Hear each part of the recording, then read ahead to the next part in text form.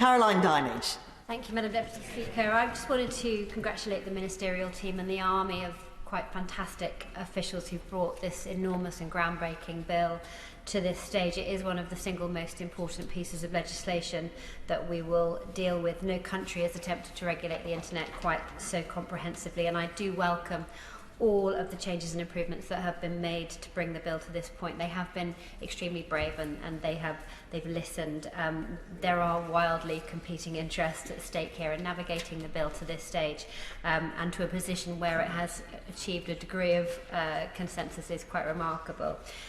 The pressure is really on now, not least because I think we've all got into the habit of describing this bill as the cavalry coming over the hill for all the ills of the online world, and it is worth acknowledging from the outset that this legislation will not be the silver bullet. It won't be the panacea to all the challenges that we face online, but the point is that this bill needs to be the very best possible starting point, the groundworks to face down both the current threats but also, more importantly, the likely challenges of the future. And there is huge responsibility on us all to work collaboratively.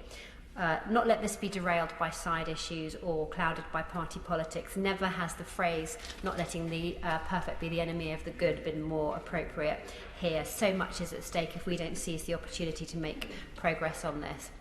The Secretary of State said that the irony is that this vast and complex legislation is completely unnecessary. Search engines and social media platforms already have the ability to reduce the risks of the online world if they wanted to, and we've seen examples of this.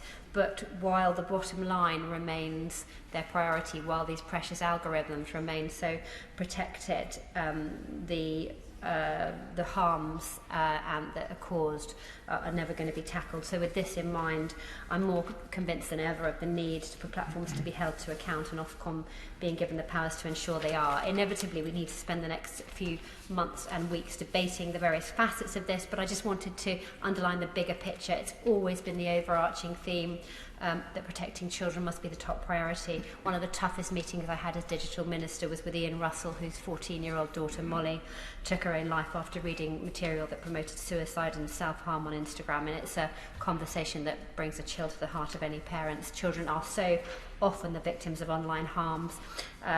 During lockdown, 47% of children said they'd seen content they wish they haven't, and over a month-long period, the Internet Watch Foundation blocked at least 8.8 million attempts by UK internet users to access videos and images of children suffering sexual abuse. There is so much at stake here. We need to work together to make this bill the very best it can possibly be.